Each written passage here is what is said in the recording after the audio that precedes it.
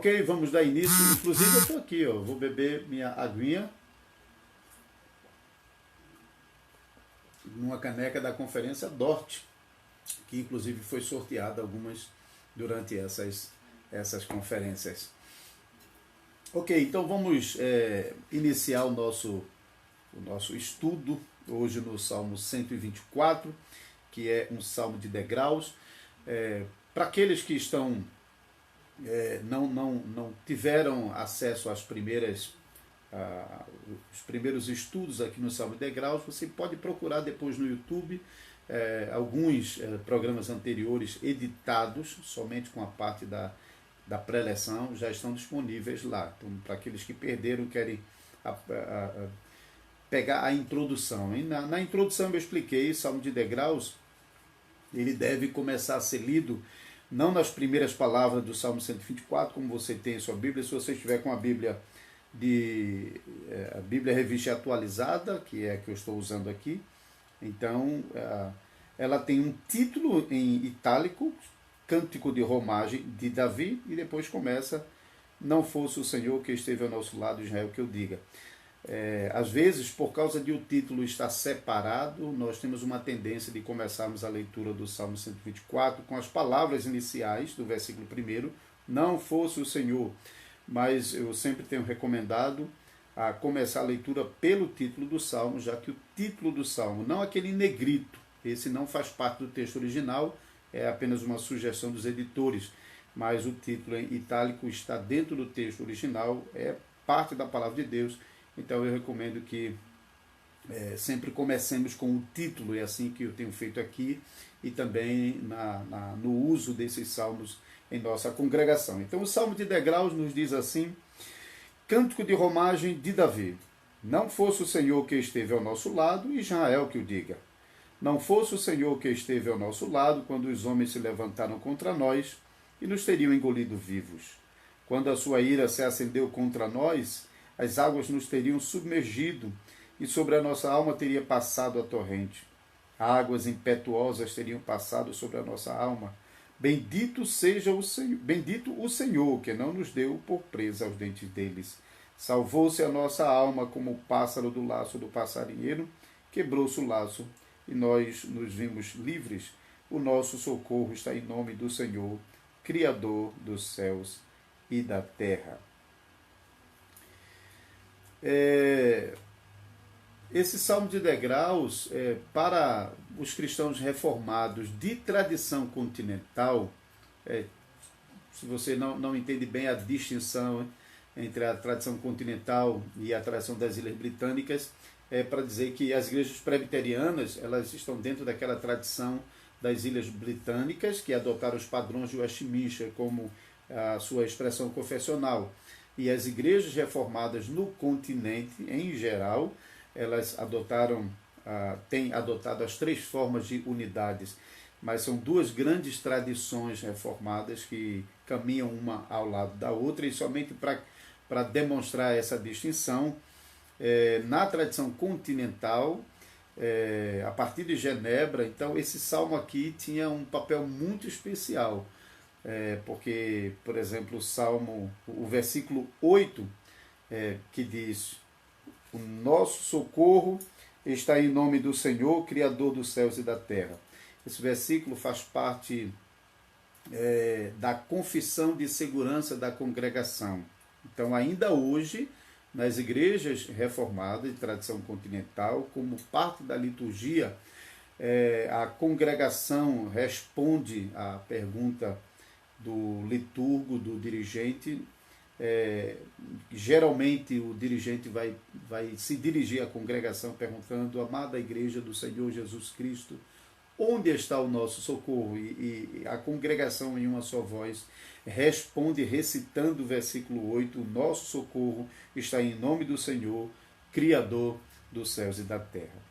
Essa prática preservada ainda hoje nas igrejas continentais, nas igrejas reformadas de tradição continental, ela remonta um período até anterior ao período da grande reforma protestante do século XVI e XVII. Mas ela, naquele período, da Grande Reforma, o uso desse salmo para a confissão de segurança da igreja ganha um aspecto especial. Porque, de fato, ele já era empregado na igreja medieval, quando a Reforma Protestante teve início. Porém, na igreja medieval, o sacerdote ou padre, ele usava já esse versículo como parte da confissão de segurança, porém, a igreja não participava. Então, era o próprio padre quem recitava para si mesmo, como parte da sua confiança ao entrar diante de Deus para oficiar o serviço sagrado. E muitas vezes ele estava de costa para a congregação e pronunciando as palavras em latim, então a congregação ficava completamente de fora dessa confissão. Mas então já fazia parte da tradição cristã no período medieval o uso desse salmo como parte da confissão de segurança da igreja. Então veja que não é uma coisa nova, então isso já realmente vem de um período até anterior à Reforma. Porém, quando chegamos no período da Grande Reforma Protestante, do século XVI, Calvino, em Genebra, ele não dispensa o uso litúrgico do Salmo 124, versículo 8, ele, porém, faz uma mudança considerável, uma mudança muito importante. O que Calvino faz é tirar essas palavras da exclusividade do sacerdote, do padre que estava conduzindo a celebração, e coloca então na boca do povo. Isso é uma característica da Grande Reforma, que fez isso com a oração deixa de ser a oração de um particular para ser a oração da congregação, ainda que a oração esteja sendo conduzida por um dirigente, mas ela é a expressão da congregação, seja para adorar a Deus, para confessar os pecados, para invocar o nome de Deus, para apresentar as suas necessidades. A oração passou a ser, então, a oração da congregação. Por causa disso mesmo é que a congregação não fica orando também, particularmente cada um, mas todos se juntam à oração daquele dirigente. Há uma só voz também, o louvor, né, que até então eram os profissionais que cantavam, e na Reforma o canto que foi colocado na boca da congregação, e também a expressão de segurança por meio do uso do Salmo 124, versículo 8. Então foi tirado da exclusividade do padre, do sacerdote, e colocado na boca da congregação. A resposta da congregação. Então, se você visitar uma igreja reformada do Brasil, que preserva essa prática, você vai lidar com isso logo no início do culto, logo bem no comecinho do culto, tá certo? Então, para os cristãos de tradição reformada, particularmente, o uso litúrgico do Salmo 124 está bem presente. Mas até mesmo você que talvez não está familiarizado com o uso desse salmo na liturgia do culto, deve realmente considerar o lugar que ele tem, porque quando cristãos chegam diante do Senhor para a adoração corporativa, eles não chegam ali confiados em si mesmos, eles não chegam ali por iniciativa própria, e eles não chegam ali com uma iniciativa de oferecer a Deus qualquer coisa, mas eles chegam ali atendendo a convocação do Senhor e chegam ali na confiança do Senhor. Então, de fato, tem um lugar importante. Certo, mas dando uma olhadinha para a estrutura desse salmo, notem que esse salmo é identificado como o Salmo de Davi, um dos 3 salmos dentro dessa coletânea de salmos chamado Salmo de Degraus, que vai do Salmo 120 até o Salmo 134. Então, é um dos salmos de Davi. Nós já vimos o Salmo 122 e ainda o Salmo 131. E o Salmo 132 tem também uma referência a Davi. Então, o Salmo 124 é um salmo de confiança, e isso é declarado no versículo 8, e ele apresenta, então, essa confiança com base em 3 imagens que é apresentado aqui nesse salmo. Então a gente vê três figuras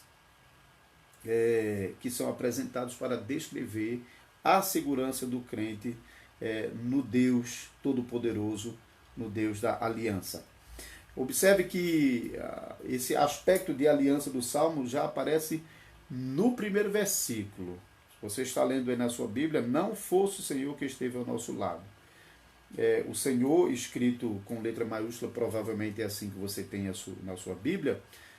Se você não está acompanhando o programa, eu já mencionei isso em outros programas, sempre que a nossa tradução em português aparece a palavra Senhor, toda escrita em letras maiúsculas, destacada como você vê aqui, é para sinalizar que por trás dela, no texto original hebraico, estão aquelas 4 letras que compõem o nome sagrado de Deus, o nome especial de Deus, às vezes traduzido por Jeová, às vezes traduzido por Yahvé, traduções mais recentes agora de cunho judaico coloca Yahweh.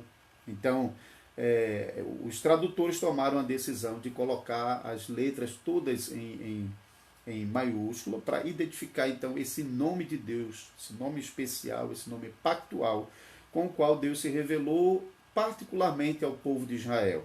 Existem outros termos ligados a Deus, Elohim, são palavras que são usadas também para outras divindades, então é um termo mais geral.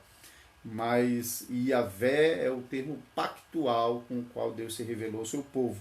E é essa palavrinha que aparece aqui logo no primeiro versículo.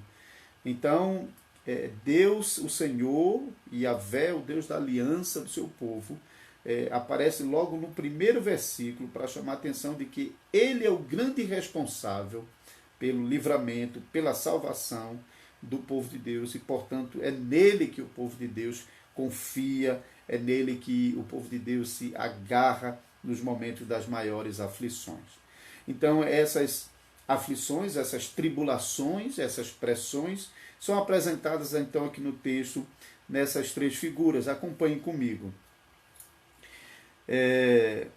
No versículo 2, não fosse o Senhor que esteve ao nosso lado, quando os homens se levantaram contra nós e teriam nos engolido vivos quando a sua ira se acendeu sobre nós. Então, nessa primeira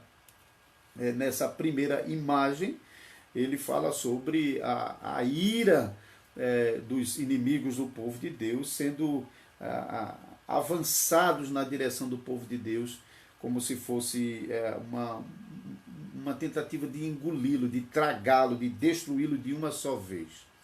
Esse aspecto de não ser um ataque sutil, ou um ataque disfarçado, ou um ataque lento, mas aquele tipo de ataque voraz, de uma só vez, para acabar com um só golpe, aparece aqui então já nessa primeira descrição, nessa primeira imagem, falando que ele teria nos engolido vivo, se não fosse o Senhor que estivesse ao lado deles. A segunda imagem, no versículo 4, diz: as águas nos teriam submergido e sobre a nossa alma teria passado torrentes. Águas impetuosas teriam passado sobre a nossa água. Bendito o Senhor que não nos deu por presa aos dentes deles. Essa segunda imagem, nós estamos bem familiarizados, não que tenha acontecido aqui no Brasil, mas pelo noticiário a gente tem acompanhado, as tsunamis, né? Aquelas ondas gigantes que quando elas se aproximam à costa, ao continente, não dá tempo para nada. Não adianta naquele momento tentar correr, tentar buscar abrigo, tentar salvar alguma coisa. Quem aguentar correr, corra, se der tempo, porque as ondas gigantes vêm arrastando tudo, engolindo tudo em um golpe mortal. Então, mais uma vez, nessa descrição aqui, tem aquele aspecto de um golpe destrutivo de uma só vez para acabar com a vida do povo de Deus. A segunda descrição aqui, como se fosse águas violentas que vem tragando tudo, assim também esses inimigos de Deus procuram vir com toda a força repentinamente para destruir os filhos de Deus. A terceira descrição, então, no versículo 7, salvou-se a nossa alma como um pássaro do laço do passarinheiro, quebrou-se o laço e nós nos vimos livres. O nosso socorro está em nome do Senhor, Criador dos céus e da terra. Então, a terceira descrição fala sobre a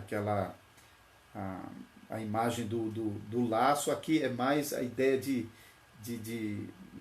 uma prisão, hein? Com o galho que prendia o passarinho, e de repente o passarinho se vê preso ali, e então a sua presa vai abocanhar de uma só vez sem que dê tempo dele escapar. Então, mais uma vez, a imagem de um ataque violento a uma presa que caiu na armadilha dos inimigos, como o pássaro cai na armadilha do passarinheiro e é logo tomado, assim também os inimigos de Deus, como um golpe mortal para aqueles que caíram nas suas armadilhas para destruir. Então, nessas três imagens, descreve todo o horror, descreve toda a ira desse mundo de Satanás contra o povo de Deus. Então, aqueles que fazem parte do povo de Deus não estão livres de passar por todas essas tribulações. E já era assim no passado, foi assim também no período da Grande Reforma, quando os nossos irmãos tiveram de enfrentar todo tipo de tribulação, particularmente com as guerras e as perseguições à igreja. O próprio irmão Calvino, ele teve de fugir da França e na tentativa de chegar a Estrasburgo, para se abrigar em Estrasburgo, acabou não conseguindo e foi parar em Genebra. Então tem toda aquela história de Guilherme Farel, que amaldiçoou Calvino se ele não ficasse em Genebra para ajudar na estruturação da igreja de Genebra. Então, em todos os lugares, os cristãos, particularmente os reformados, estavam sofrendo terrivelmente. Em alguns lugares, até luteranos e católicos romanos estavam entrando em acordo com a paz de Augsburgo, que foi proclamada na Alemanha, em que os estados alemães poderiam decidir, de acordo com o seu príncipe, qual seria a religião daquela cidade. Então, se o príncipe fosse católico, a cidade seria católica; se o príncipe fosse luterano, a cidade poderia ser luterana. Mas não tinha espaço para os reformados. Em outros lugares estava acontecendo coisa semelhante. Então, a perseguição estava assolando a igreja em todos os lugares. Então, se as grandes perseguições à igreja primitiva, na grande reforma protestante, os irmãos também estavam provando isso, e não é diferente ainda em nossos dias, não obstante em nosso país a gente não sofrer o mesmo tipo de guerra no sentido físico, mas ainda as igrejas de Cristo estão sendo fortemente atacadas. As estratégias de Satanás se diversificam, chegam com outra cara, mas os ataques à igreja de Cristo continuam os mesmos ataques. Então, nós olhando para esse salmo, nós podemos ver que a confiança do povo de Deus no Senhor, naquele Deus que se revela como Deus pactual, como Deus presente, como Deus do seu povo, como Deus fiel, o Deus que prometeu na aliança que manteve, que firmou com o seu povo, não abandoná-lo jamais. Então, esse é o Deus que está sendo invocado. Então, mesmo que o povo de Deus enfrentasse as maiores tribulações, eles podiam se apegar a essa promessa de que Deus estava ali para livrá-lo das mãos, da boca do homem violento, das águas impetuosas, do laço do passarinheiro. Deus estava pronto para proteger o seu povo, para dar livramento e salvação ao seu povo. Esse Deus não muda, esse Deus continua conosco até os dias. Nós estamos explicando aqui o Salmo 124. Já expliquei na primeira parte que o Salmo 124 é um salmo que tem feito parte da liturgia histórica das igrejas reformadas. Antes mesmo da reforma, eu expliquei, já fazia parte da liturgia na Igreja Católica medieval, porém na Igreja Católica era usado o versículo 8 como expressão do padre que estava celebrando a missa. E na reforma, então, essas palavras foram colocadas na boca da congregação. E também expliquei nas três figuras que brotam desse salmo, uma salvação poderosa em meio a um ataque repentino e mortal. Na primeira figura, nos versículos 2 e 3, fala sobre o avanço dos inimigos para engolir vivo. Na segunda imagem, versículo 4 a 6, fala sobre o poder das águas, como uma onda destruidora, os inimigos vêm para destruir o povo de Deus. E na terceira imagem, como um passarinho que fica preso no laço do passarinheiro e então se torna presa na mão do seu predador, assim também o povo de Deus experimenta esse ataque violento dos inimigos. Porém, em todos os casos, o povo de Deus manifesta a sua confiança de que Deus é um Deus presente, o Deus pactual, Deus Yahvé, como indicado na palavra maiúscula Senhor, já no primeiro versículo. Dando continuidade agora então, observe no título desse salmo que ele é indicado como um salmo de Davi, hein?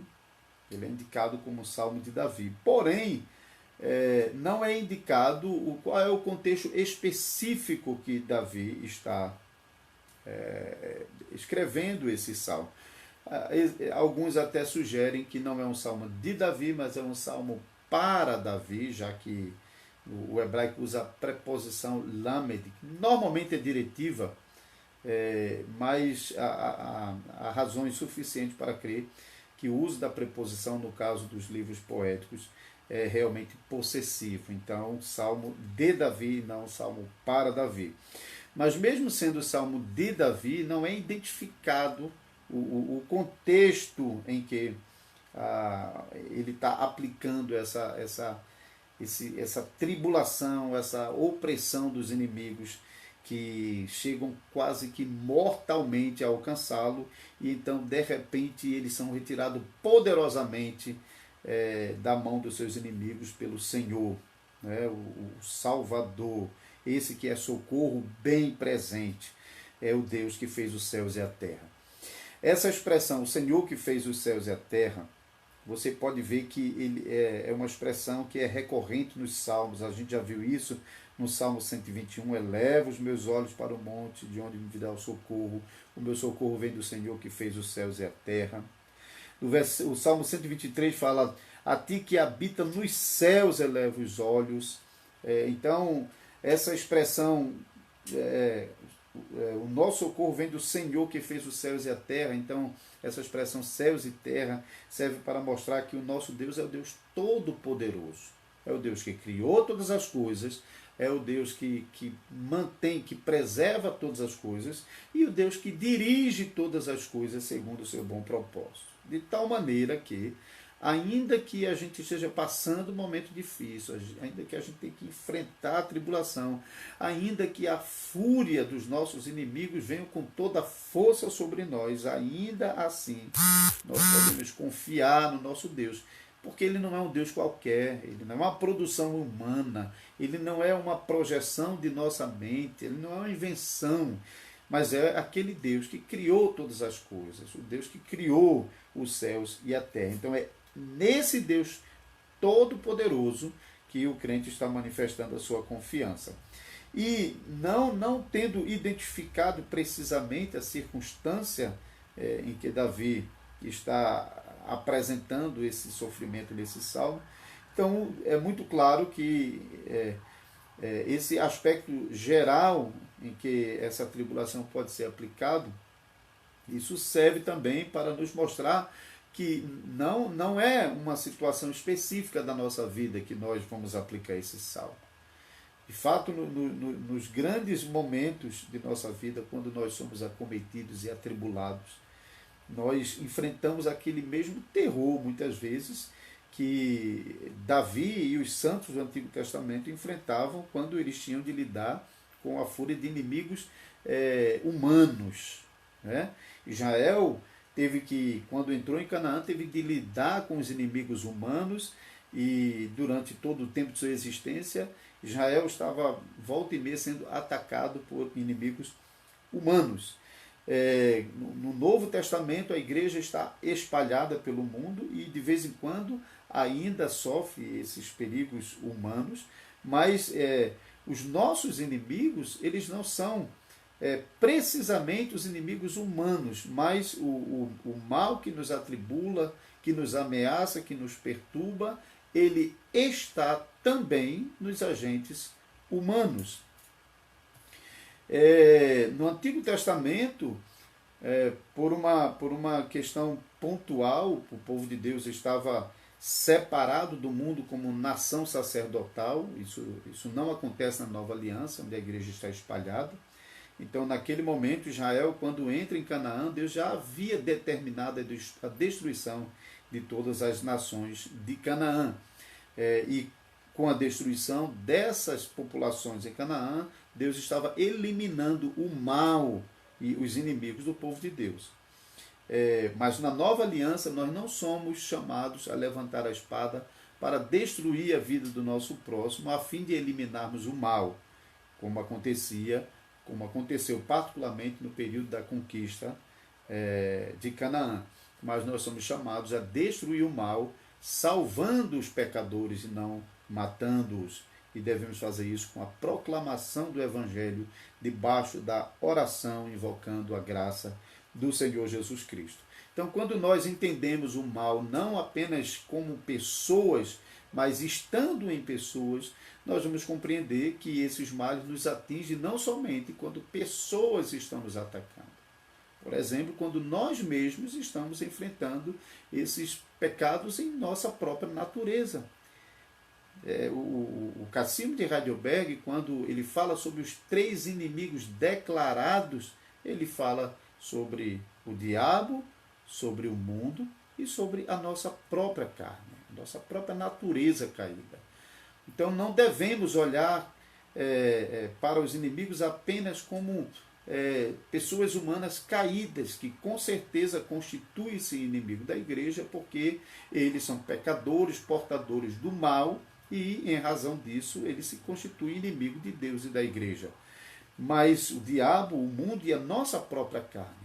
E nós mesmos enfrentamos essas mesmas tribulações e sofrimentos que o salmista e que muitos homens e mulheres de Deus no passado enfrentaram. E às vezes nós enfrentamos isso em situações bastante variadas.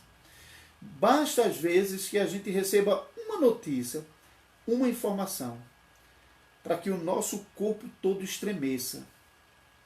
Às vezes a voz fica ofegante, começamos a tremer, dá uma agonia no corpo.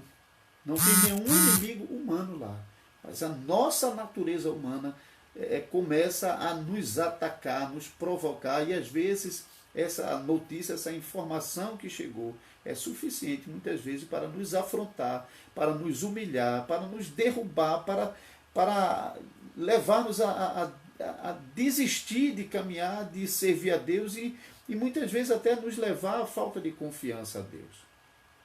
Então não devemos nos prender ao aspecto de inimigos humanos. Mas devemos pensar que todos os nossos inimigos nos atacam para nos destruir, porque eles odeiam a Deus. E o Senhor Jesus disse que também odiaria a nós. Porque se eles não temem a Deus, eles não respeitarão a igreja. Se eles querem se livrar de Deus, então eles vão querer se livrar da igreja. Se eles atacam a boa obra de Deus nesse mundo, então eles vão atacar também a igreja. E não vamos escapar desses ataques. Mas uma coisa é certa, irmãos. No meio desses ataques, dessas tribulações, desse sofrimento, nós temos uma certeza. Deus está conosco. Nosso Deus é o Deus da aliança. Um Deus que não abandona a sua promessa, ele não abandona o seu povo. É o Deus que se faz presente nas maiores angústias. Deus está lá, você não está só. E ainda que, como parte do tratamento com a sua vida, você tem que atravessar esse momento, atravesse. Mas atravesse com uma certeza. Deus está comigo, eu não estou sozinho. E se eu estou passando por isso, é porque Deus tem propósito para mim. Eu li na mesa com a família, um dia desse, a história de um menino que ele tinha uma deficiência física na perna. Então ele subiu no coletivo e sentou-se e ele cantava alegremente, cantava durante toda a viagem, e isso incomodou uma pessoa que estava no ônibus. E no momento em que a pessoa do lado do menino se levantou para descer, ele veio e sentou-se do lado do menino e perguntou para o menino por que ele estava cantando daquele jeito, sendo ele um aleijado, um deficiente. Que motivo ele tinha para estar cantando daquele jeito? A resposta do menino foi surpreendente. A resposta dele foi: eu estou cantando porque isso aqui foi a melhor coisa que Deus me deu. Foi a melhor coisa que Deus me deu. Então aquele menino aprendeu desde a infância que tudo que acontece conosco é a melhor coisa que Deus tem para nos dar. E se ele estava com aquela deficiência, aquilo era a melhor coisa que Deus poderia fazer com ele. Porque não foi sem a vontade de Deus e sem os propósitos de Deus que ele estava com aquela deficiência. Então ele entendia perfeitamente de que aquilo que ele estava enfrentando era o melhor de Deus para a vida dele naquela situação. Então, uma tribulação que você está passando, um momento difícil, de angústia, de sofrimento, de dor, de preocupação, naquele momento, aquilo é o melhor que você tem da parte de Deus. Porque Deus prometeu que ele vai usar todas essas coisas para a sua salvação. Não adianta pessoas se gabarem de estarem alegres, felizes, com dinheiro, com carro, dando tudo certo no emprego, ou qualquer outra coisa. Essas coisas só terão algum valor se Deus estiver usando aquilo para o bem deles. Do contrário, a sua riqueza, a sua prosperidade, todo o bem que ele julga ter, não servirá para outra coisa senão para a sua própria condenação. Então use o Salmo 124 para confessar diariamente: o meu socorro está em nome do Senhor, Criador dos céus e da terra. Eu não estou sozinho, eu posso clamar por socorro, eu tenho um Deus que me ouve. E eu posso clamar seguro de que esse Deus vai me socorrer, porque Ele é Senhor dos céus e da terra. Ele não vai me abandonar, mas Ele vai usar aquilo que está acontecendo na minha vida para o bem da minha salvação. Tá bom? Deus abençoe você. Espero que tenha sido útil para você.